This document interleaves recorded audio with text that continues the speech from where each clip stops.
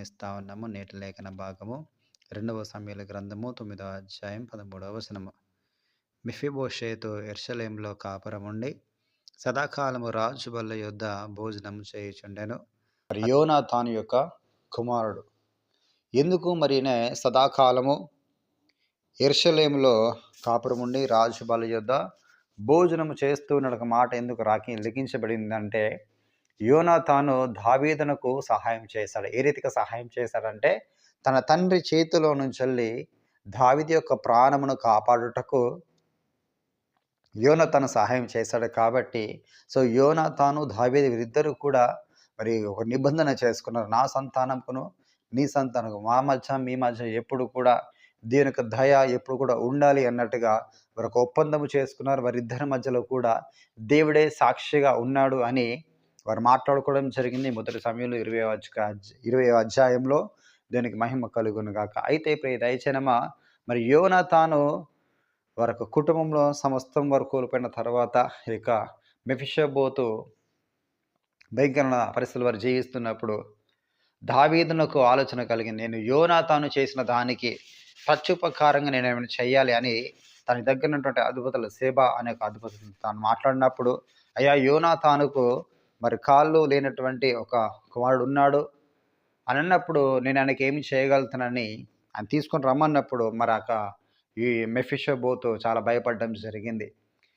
నాకున్నటువంటి స్థితిగతులను బట్టి శత్రుశేషం లేకుండా రాజు నన్నేమో చేస్తానని చెప్పేసి ప్రాణభీతి చేత భయపడ్డాడు. కానీ దావీదు భయపడకుము, నిన్ను మేలు చేయని ఉద్దేశించిన మాట చెప్పి, నీ తాత దగ్గర ఏదైతే ఆస్తి నీకున్నదో, పూర్వీకుల ఆస్తి ఏదైతే ఉందో అది నీకు ఇస్తాను అని చెప్పడం జరిగింది.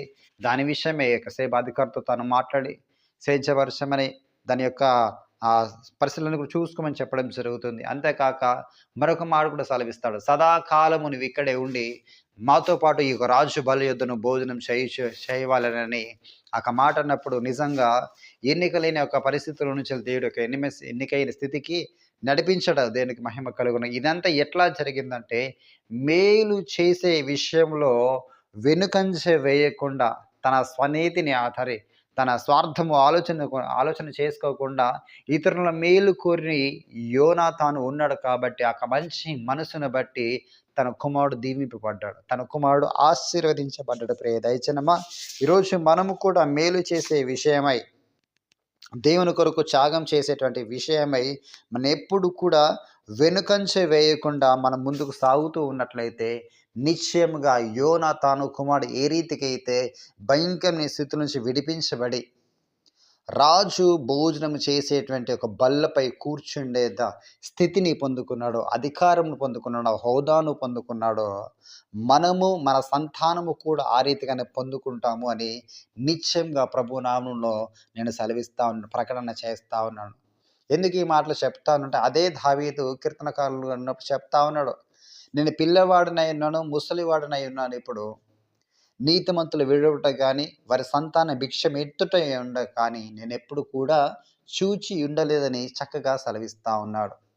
కీడు చేయటం అని మేలు చేయము, మేలు చేయవానికి దేవుడు ప్రత్యుపకారం చేయనని, ఇట్లా ఎన్నో అద్భుతమైనటువంటి మాటలు మన పరిశుద్ధ గ్రంథంలో ఉన్నవి. అయితే యోనాతాను దావీదు చేసిన ఒక మేలును బట్టి తన నెక్స్ట్ యోనాతాను కుమారుడు కష్టకాలం నుంచి విడిపించబడి తన జీవితకాలమెల్లా కూడా క్షేమము కలిగేటువంటి విధంగా, చక్కని భోజనం చేసేటువంటి విధంగా రాజకుమారుతో కూర్చునేటువంటి గొప్ప కృపను తాను పొందుకోవడం జరిగింది. దానికి మహిమ కలుగునుగా. ఈరోజు నువ్వు చేసే ప్రతి త్యాగము, ప్రతి భక్తి కార్యము, దేవుని కొరకు నిలబడుతున్న ప్రతి స్థితిగతులన్నీ కూడా నీవు ఆశ్రయించబడకపోవచ్చు, నువ్వు బలోపేతం కాకపోవచ్చు, కానీ నీ వెనుకాల వచ్చేటువంటి నీ తరము వారు సంతోషంతో బ్రతుకుతారు, నెమ్మది కలిగి బ్రతుకుతారు, దీవెన అభివృద్ధి కలిగి వారు బ్రతుకుతారు, విస్తరించి వారు బ్రతకగలుగుతారు. ప్రియ దైవజనమా, ఎప్పుడు కూడా అయ్యో నేను దేవుని కొరకు ఇంత నేను చేస్తా ఉన్నాను, నాకెందుకు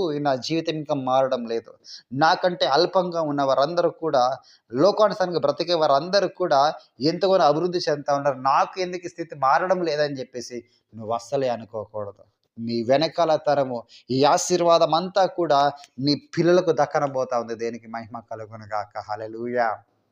ప్రియ దైవజనమా, నువ్వు భయపడక గంతులు వేయము. ఇదిగో ఎలీషా కూడా తన శిష్యులలో ఒకడు చనిపోయినప్పుడు తనున్నప్పుడు తనకి ఏ ఆశీర్వాదం లేదు. తన అప్పుల్లో మునిగిపోయాడు. కానీ తను చనిపోయిన తర్వాత తన పిల్లలు బానిసత్వకు వెళ్ళకుండా దేవుడు ఎలీషా ప్రవక్తను పంపించి వాళ్ళ అప్పుల స్థితి నుంచి వారిని విడిపింపచేసి వారిని సౌభాగ్యంగా చేశారు. ధనవంతులుగా చేశారు. వారి అప్పులు మొత్తం తొలగించి వేసుకొని పిల్లలు క్షేమంగా బ్రతికేటట్లుగా కుటుంబం పోషించబడే విధంగా దేవుడు గొప్పగా బ్లెస్ చేసినాడు. దేనికి మహిమ కలుగునగా. ప్రియ దైవజనమా, దేవుడు తన ప్రజలను విడిచిపెట్టేవాడు కాడని ఈరోజు మనం స్పష్టంగా మనం నేర్చుకుంటా ఉన్నాము. స్పష్టంగా దేవుడు తెలియజేస్తా ఉన్నాడు కూడా. భక్తి విషయం ఎప్పుడు కూడా మనము పొగొట్టుకోవద్దు. దేవుడిచ్చే ఆశీర్వాదం అది శాశ్వతంగా ఉంటుంది. దేవుని యొద్ద ఒక మనిషి పేరు వీరు సంపాదించుకున్నారు. యోనాతాను కావచ్చు, ప్రవక్త శిష్యుల్లో ఒకడైనటువంటి తాను కావచ్చు, వారి కుటుంబం కావచ్చు, వారు దేవుని చేత ఆశీర్వదించబడిన వారు. వారి పేర్లు పరిశుద్ధ గ్రంథంలో లిఖించబడ్డాయి.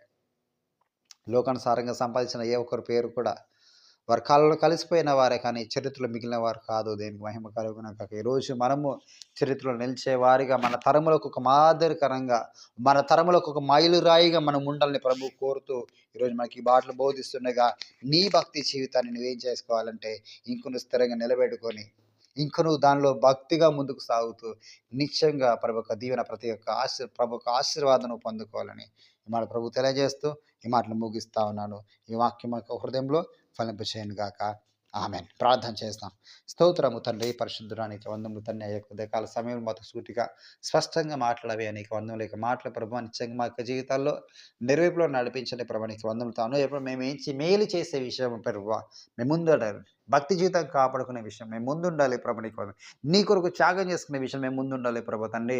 మా పనులు పక్కకు పెట్టి ప్రభు నీ పని చేసే వరకు మేము ఉండాలి ప్రభు. ఆ రీతిగా చేసిన తన యొక్క ప్రవక్త శిష్యుని మేము విడిచిపెట్టలేదు ప్రభు. నీకు వందం. వాళ్ళ సంతానం విడిచిపెట్టలేదు ప్రభు. నీకు వందములేదు. యోనాతాను విడిచిపెట్టలేదు ప్రభు. తన కుమారుని మీ విడిచిపెట్టలేదు ప్రభు. ఆ దావీదునకు జ్ఞాపకము చేసి మరి ప్రభువా వారు లేవనెత్తా ప్రభు. నీకు వందములు తండ్రి. నేడు మా కుటుంబాలు కూడా బ్లెస్ చేయండి తండ్రి. దీవించండి, వర్ధిలింపజేయండి. మా పిల్లలు మంచి భవిష్యత్తులో కావాలి ప్రభు. వారు స్థానం నిలబడాలి ప్రభువా అని ఎంతమంది ప్రార్థన చేస్తున్నారు ప్రభు. వారి ప్రతి ప్రార్థన మీరు ఆలకించిన వారి కుటుంబం గొప్ప మేల్చిదని తృప్తిపరిచి మహిమ మీరే పొందాల్సిందిగా ఆర్పిస్తారు. ఆర్థికంగా, ఆరోగ్యం, కుటుంబంగా, మానసికంగా నా తండ్రి తనకి నానా స్థితిగతులు ఎవరైతే బాధపడుతున్నారో నా తండ్రి ప్రతి ఒక్కరిని మీరు లేవనెత్తి మహిమ మీరే పొందగలను ఆరోపిస్తూ సమస్తాన్ని హస్తాలకి అప్పి క్రిస్మస్ సంతోషం, సమాధానం ప్రభు. న్యూ ఇయర్ దీవెన ఆశీర్వాదం ప్రభు ప్రతి ఒక్కరికి కూడా నా ప్రభు మీరు అనుగ్రహింపజేసి మహిమ మీరే పొందగలను ఆరోపిస్తూ సర్వశక్తుడైనటువంటి యేసుక్రీస్తు వారి పేరట అడిగి వేడుకుంటున్నాము పరమ తండ్రి. Amen, amen, amen. God bless you. దేవుని అందరూ దీవించి ఆశీర్వదించును గాక. ఆమెన్.